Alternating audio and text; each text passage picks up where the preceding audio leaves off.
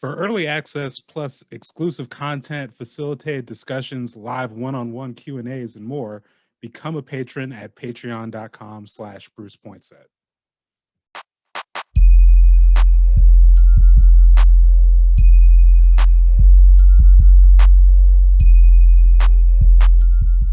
Welcome back to the Church of Can't Stop, Won't Stop. I'm your host, Bruce Pointset, and this is the series where we take Can't Stop, Won't Stop, History of the Hip Hop Generation by Jeff Chang, and we use it as a jump off point to discuss the history of Portland and Oregon hip hop. And today I got a special guest with me, Mr. Jesse Gardner, aka Jesse the Imaginer, excuse me. Yes, and yes. Also English teacher at McDaniels High School, and actually got a new Can't Stop, Won't Stop story since we actually set up this interview. But first off, how are you doing today? Yo, man, feeling good, getting back in the groove of teaching in person again and enjoying this transition to the autumn season. That's what's up. Yeah. Yeah, for those watching, I had the honor of guest teaching in Jesse's hip hop lit class last school year, and probably, we're not supposed to talk about favorites, but honestly, probably my favorite project I've done as a guest writing teacher. That was so fun.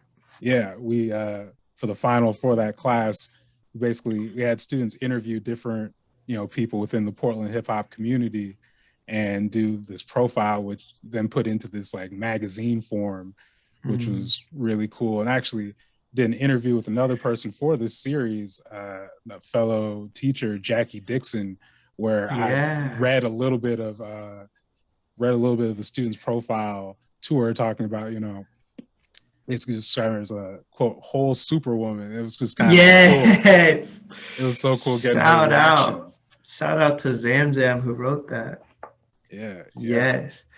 So but also with Hip Hop Lit, you recently actually just did a successful fundraiser to supply your Hip Hop Lit class and McDaniels High School with how many copies again is it of the new Can't Stop, Won't Stop?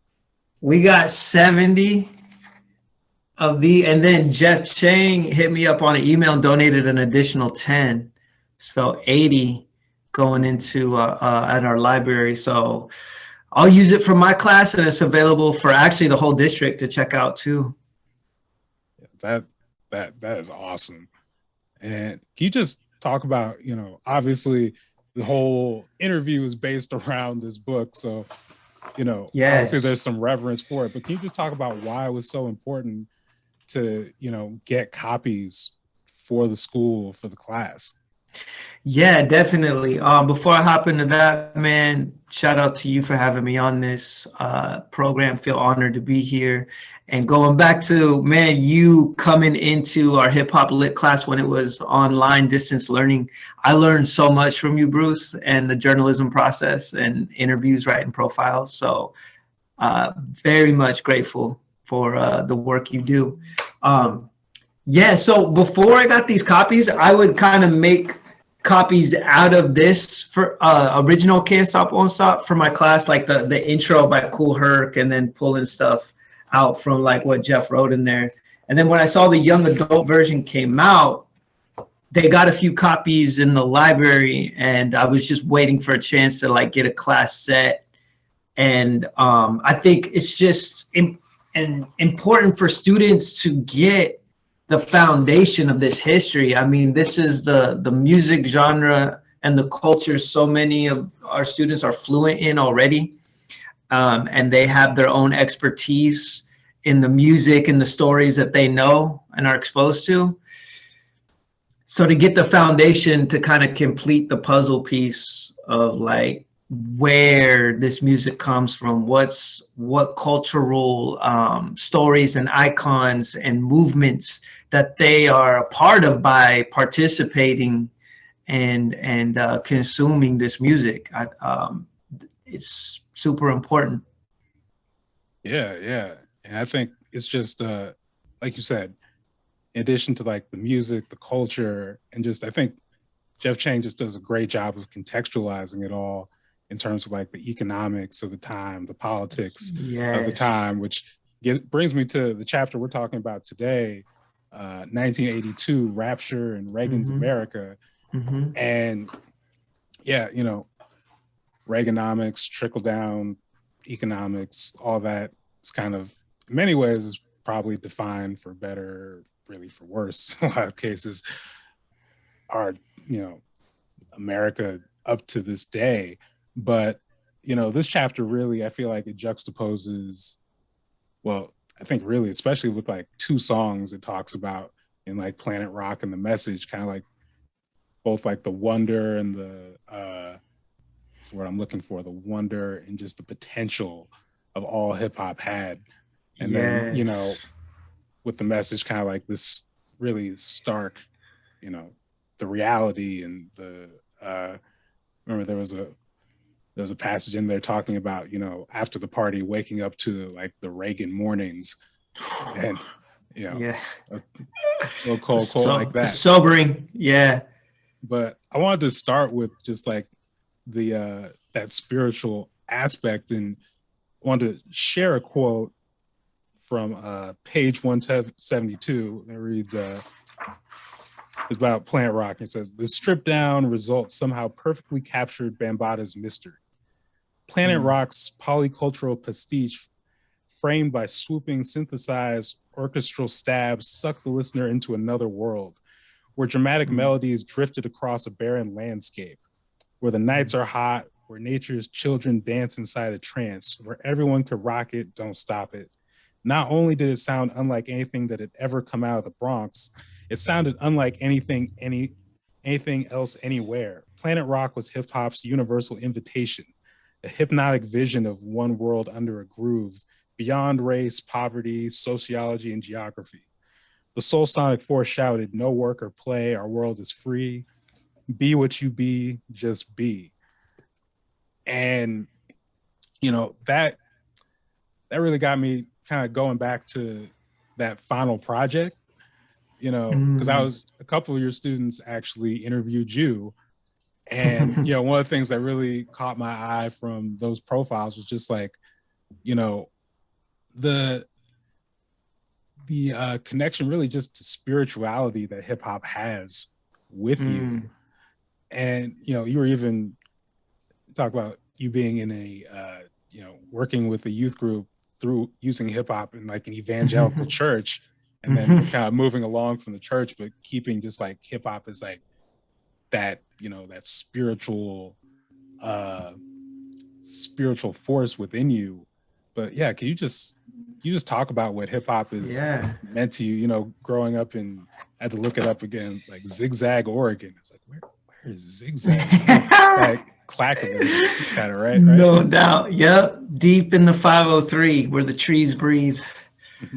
Yeah, man. Thank you for that question. You know, growing up, just the synchronicities, the powers that be. I was exposed to hip hop in Zigzag. My best friend had Outkast and Goody Mob and Farside and Tribe Called Quest. So I was like 9, 10 years old, and anytime we'd hang out, he'd play me these tapes, and I was just mesmerized from the moment I heard it. Pretty soon we were watching Yo MTV Raps in the morning. And, you know, being a white kid from the sticks, I was just enraptured with this music. And I would be a consumer of it during my teenage years. But the spiritual connection really came, and I kind of like, I wrote a verse about this. It's like I always I look back and I saw like hip hop was like, okay, yeah, you're listening, but you're invited to participate. And I pretended like I wasn't listening until finally the day come where I was like, okay, like I want to participate. I want to like write my own raps or freestyle. And I had this really mystical experience. I was in New Zealand and I was an evangelical Christian, like you were saying. And I felt like I should freestyle in front of everyone at this gathering. And it was an organization where there was like people from all over the world studying about basically like Christian discipleship, and so it was kind of like this charismatic environment where you were waiting on the Spirit to move and do its, where the unpredictable could happen. So I was like, okay, I'm gonna just freestyle in front of all these people. I've never done this before, and when I did it, it was like I expressed myself in a way that released like a decade's worth of pent up emotions. And I just rapped about my story. I rapped about, overcoming fears. And it came out with such emotion that I had like, yeah, it was a mystical experience. I don't know. It's like one of those things I look back on. I'm like, whoa, what happened there? And I remember feeling such a joy and an affinity with the freestyling after that. I'm like, dude, there's something here for me. This is a part of my path. This is a part of like who I am. And going on from there, as I like, today I don't, concern myself with like how I identify religiously. I'm not really like a Christian per se anymore, but I hold on to that spiritual aspect and of connecting with the divine, and hip hop is a path in itself, especially freestyle in itself, because you're in the moment, you're improvising. That's like a clear pathway, I feel like, to connect with divine inspiration. And I've been influenced by, like the teachings of KRS-One and the gospel of hip hop, which connecting to this passage you just wrote about like Planet Rock and how it, Jeff Chang also talks about in this chapter about hip hop, desegregating New York and eventually, the world, or just joining people from all sorts of skin colors and backgrounds, ethnicities together under this umbrella of 5 elements, or however many elements you want to claim. But like, one thing I was reading recently is in the gospel of hip hop is how KRS-One annotates MLK's I Have a Dream speech from, I want to say August 28th, 1963, as a prophecy for hip hop. Like, he's like breaking it down like this, and he would underline certain parts of the speech and be like, this was, the king prophesying like how hip hop would come to be and manifest in this world and live out like the dream, so to speak. Wow. Yeah. And like, when I think about that, again, just that like wonder and, really, again, just like the potential and just all that, I want to think of a better word than good energy that just comes from hip hop. But, like, it makes me just think again, just going back to the classroom. I think one of the things that was really, cool about seeing like what you do in addition to like hip hop lit, but just like cultivating kind of just like this culture, like having, basically like kids just meet up, come and like freestyle with like teachers and whatnot at the school. And, having like, you even had at least one, I know, like group kind of like students who would come to that, even like develop into like their own group basically from that. And it's kind of like one of the things I think, when I first started covering Portland hip hop, it was with a, with a newspaper, and it was going to shows, and like, I was seeing like one side of, basically the side of people who are, over 21 and, can go to the clubs. But one of the things I always hear from a lot of artists is like, we need more all ages shows. We need to, tap into this youthful energy. And it's like going into your class, even just like kind of like reinstilled in me like, oh yeah, just like, like I learned about, like Daniel, for instance, among like, this artist who has like, this huge single. And like because I remember I was interviewing some other, some basically like tastemakers in the town who were kind of like talking about him. And this was much more recently. It was like, man, the first place I was learning about some of these people is just like, in hip hop lit. It's like right on the ground with that same youthful energy, and yeah, can you just talk a little bit about kind of like, yeah, just working to kind of like one, like cultivate and like bring, you know, just not tap into that energy, but just, you know, facilitate a place for it and encouraging kids to be Yeah, creative. yeah, no doubt. I'll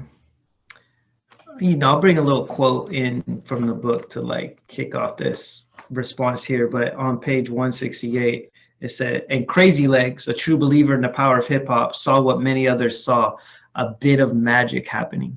And when I read that, when I getting ready just to talk to you, I was like, yeah, a bit of magic.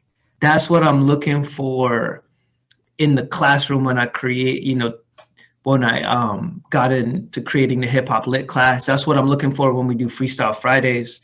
I'm looking for that bit of magic, just trying to create it in the institution of a school, trying to create little pockets where a bit of magic can happen. And with hip hop, that magic is just kind of infused, you know what I mean, in the culture. And when we can get outside the routines of what the normal day-to-day could be in school is when I see that kind of magic happening. So Freestyle Fridays, that can happen. You mentioned the rap group, the Remarks that formed, and being able to connect them to resources where they just came out with like some really professional music videos through Outside the Frame. Shout out to that nonprofit, Outside the Frame. They helped do some amazing music videos. And shout out to Mike Crenshaw too, because he did this Rose City Rising with Andre Middleton, Friends of Noise.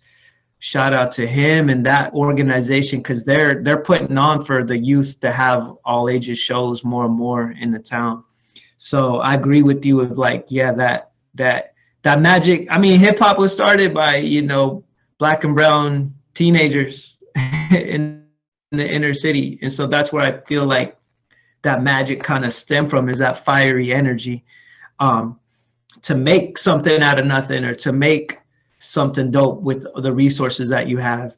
So that, as a teacher, I could get bogged down in the day-to-day of all the bullshit that surrounds you in being in an institution like that. But it's really, if I didn't teach hip hop lit or have Freestyle Friday, I don't think I'd have the longevity to keep going, because that's what really sustains me and gives me the hope. Like just this morning, I have a student who's he's from Thailand. His ethnicity is the Karen people, and he's grinding, man. He every morning. He comes in, plays a song for me that he's working on. He's recording. He showed me this app called BandLab that you can just record like just straight on your phone. And he's like making tracks, and I'm just like giving him feedback, and he just has this fire to him. I have another student who I'll tell a story about real quick, and she like came into hip hop lit the first day this year, and it's like, okay, white dude teaching hip hop lit, what's up with this? He's like, this class is not going to be for me. What's this guy thinking? And then I just did this activity called Empty Your Cup, where I told my story vulnerably about like challenges that I've been through, and just like literally, would pour water in, like life experience happens.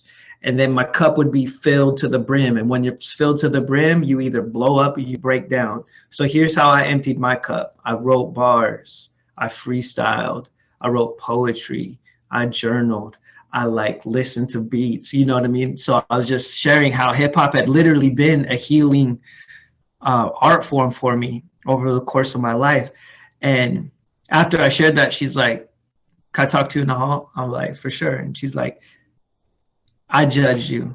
I was like, this dude doesn't know, this white dude teaching hip hop. That's like, what can you teach me? But when you shared your story and you opened up about how hip hop had influenced you and been a healing modality for you, I connected with that. She proceeded to like open up about her story and the hardships that she had been through, and how, the music that she's making.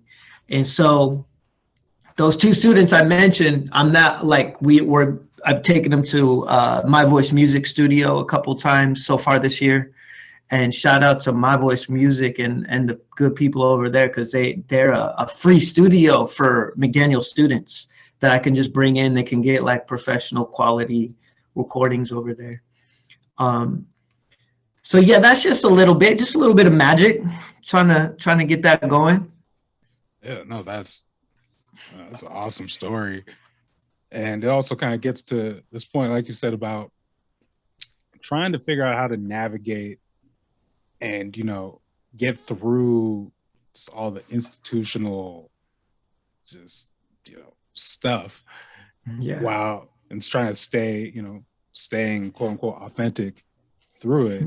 But, sort of to the point you made with one of those students, as far as it's like, there's a lot of, you all kind of like come into the classroom, come into the school with just like a lot of stuff going on. Everyone has sort of like, things troubling them, things that, the struggles they're working through.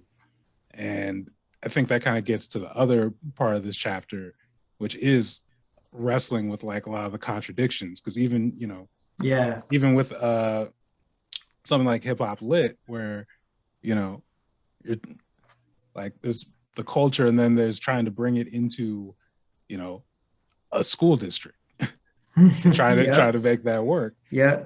And, that kind of gets, again, to Jeff Chang contextualizing, which brings me to my next quote, just about just the economics of the era. On page 177, this opening up in this Close to the Edge chapter, he writes, outside the floating world of the Roxy, Reagan's recession had bloated unemployment levels to the highest levels since the Great Depression, 30 million searching for work. The official Black unemployment rate hit 22%. Poverty rates were soaring too. Black poverty hit a 25-year peak in 1983, with 30% or 36% of the population counted as living below the poverty line or level. It was much worse for young people. One estimate was that only 1 in 5 New York City teens had a job, only 1 in 10 African Americans, the lowest ratios of youth unemployment in the country. And that really brings me to, we're talking about, again, youth. And in this moment, I don't have the, youth unemployment stats in front of me for Portland or Oregon. But just when I look at this time and, one, just COVID as well, but just the general economy. And, we have kids, like, I see something like hip hop lit is especially important, and, arts in general. I'm a big believer in, investing in the arts in schools. But in this moment where kids are going through so much and dealing with, in addition to the stuff they're already dealing with, this massive, again, global pandemic, that, these classes and these things that kind of like provide these opportunities for like the magic you talked about are so much more important, and, but to that, again, there comes that balance with that. And, you talked about kind of like using an exercise, but can you just, or that exercise far about like filling your cup, but can you just talk a little bit more about, again, just trying to create, a space where people can, even within that school setting, where people really can like open up and people can really, be themselves and embrace just the culture and the expression. Yeah, definitely. That knowledge of self, that hip hop element, and the fifth element is like something we start out talking about in hip hop lit. And that's like going to be the ongoing reverberation throughout the school year, is like bringing back, okay, what am I learning about myself? And also this idea that we're connected. We're all like vitally connected. As much as we are like separate, unique individual souls, we have this like vital connection. And just the rhythm of school can just wear you down, especially going from distance learning when we could be on our, in the comfort of our homes in pajamas, online, or not turn your camera on. Now we're in person, and it's just like good to see everyone, but it's also exhausting. But then you get into that rhythm of like, okay, I come into class, and 9 times out of 10 in a classroom, what's going on in my phone might be more interesting than what the teacher's saying. And I'm still trying to find my rhythm this year with these students, building relationships with a new group of students, and trying to create space where they can develop their knowledge of self and explore their identities and express themselves. And as a teacher, we teach who we are, or we teach who we want to be. We're trying to raise up the frequency, the vibration in the room. So I'll bring in, my own expression. I think that's important to like, not only like I was talking about emptying my cup, but hey, I'm working on this song. What do y'all think? And I'll, play them some bars. They're like, oh, I wrote a song that's connected with like this part of hip hop history, and share some stuff. Give space for other students to share their art. And yeah, I'm still figuring that out though, because it's like, we can get in these routines where it's just like, okay, I just got to do this assignment on the art of sampling, turn it in, and that's it. But it's like, oh no, like, and I can miss the bit of magic, or I'm not like feeling it. And it's like, I can tell the students aren't feeling it. And it's like, oh, where's that magic today? It's not there. And that just, it's just like, all right, I'm gonna come back, try to like create that environment again. And mostly, another aspect, like it's like a hip hop ethic too, is that hip hop is about reclaiming public space. And so much of our educational experience, we don't feel like we have ownership inside the school. So part of that deconstructing and reconstructing is like, no, y'all have ownership of this public space. Y'all can, like, we can plug into the light post and get electricity, so to speak. This is like your place to put your graffiti on the wall, so to speak. This is your piece of linoleum to get down and do your backspins on. This is your stage to spit your rhymes and create your music. So that's it's a challenge in that way to like to find that magic and be like, because I need to be convinced myself that I have ownership of this in this school, and I want to bring y'all along if you're ready to come express yourself and bring your expression of whatever unique gifts and genius that you have to share. So like I have my like high vision that raises my frequency up to that level, but then I also have the day-to-day reality of like it's a struggle. Of course. Yeah. That kind of that gets into the other part of this chapter, that there's the contradiction of kind of like the potential versus the realities or the economic realities that are kind of embodied in Planet Rock and the message. Yeah. But then it gets really where that, I guess, the contradiction really comes to a head is really in like the graffiti community, because this chapter really talks about the art world starting to embrace these things and starting to have like Fab Five Freddy and people in galleries. But even then, like, that's kind of like that same thing where they're keeping you at a distance, right? Mm-hmm. Keeping it at a or either that, keeping it at a distance, or really like painting it as kind of like this exotic thing. And you have some, even within like the graph artists, there's difference of opinion. Some people are like wholly embrace doing these exhibitions. Some people are like, no, I want it to be just like, yeah, I'm painting the train. Mm-hmm. And it's that thing. But just kind of again, this constant theme of like maintaining authenticity while trying to get like formal respect, and not be, in this case with a lot of them, like really being like criminalized for doing graffiti. So no doubt, you're trying to find that answer. Yeah. And just lastly, it'd be remiss if I didn't because Jeff Chain dedicates a good part of this to talking about Wild Style and Yes, Charlie Ahern. Actually, I saw that for the first time several years ago. He was in town. Not sure if we may have been talking about this off camera. He was talking about Versatile, but I know he was on Versatile, like basically like hosted the screening at the Hollywood Theater. But yeah, I'm just curious, like as far as, well, I assume you've seen Wild Style, but like curious, like when you first saw it.